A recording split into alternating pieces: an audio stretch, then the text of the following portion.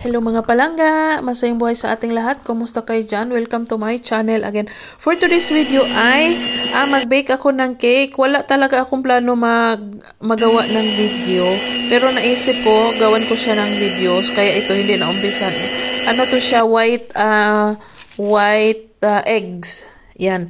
Pero, yung powder mix na yung ginamit ko kasi para sure, kasi hindi kasi ako ang kakain nito, hindi kami kakain ng cake na to, dalhin siya sa gatherings, kaya para sure is yung ready mix na white eggs, kaya ganyan siya. Tapos na-bake ko siya ng 60 minutes ata to ng nakalimutan ko gaano kainit yung oven ko nito, basta mga ganun, mga 150 ata, hindi ko sure.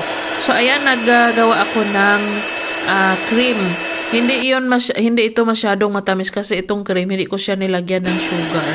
Yung sa white eggs lang merong sugar. Hindi ko ito nilagyan para hindi siya masyadong matamis kasi lalagyan pa natin yan ng fruits. So, pagkatapos niyan is ilagay ang cream dyan sa taas. Ang sarap nito. Isa ito sa pinaka-paborito kong cake. Hindi man ako masyado sa cake kasi kakanin kasi ang gusto ko talaga. Yun yung kakanin, matakaw ako doon. Pero sa cake, hindi masyado. Pero ito, isa to sa masarap na cake at paborito ko. Kaya ito yung napili kong dalhin doon sa gathering. So, ano yan? Pagkatapos lagyan ng cream is ilagay na ang na-slice ko na mga strawberry. Yan yung strawberry. Pagkatapos niyan, in-slice ko lang siya ng maliliit. Yan yung kasing gusto ko din, maliliit. Pero kayo gusto niyo ng maraming klaseng fruits, pwede din naman siya. Pero sa akin,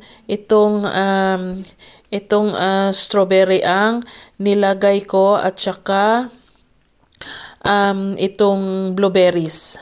Ayan, dalawang fruits lang ang nilagay ko kasi wala din akong ibang fruits dito sa kusina. Kaya yan lang ang nilagay ko. So, kung nakaabot kayo hanggang dito sa video na to, pakisagot ang aking tanong kung anong fruits ang nilagay ko sa aking pavlova cake. Ayan, maraming salamat at huwag kalimutang i-share, comment, and react. Bye-bye!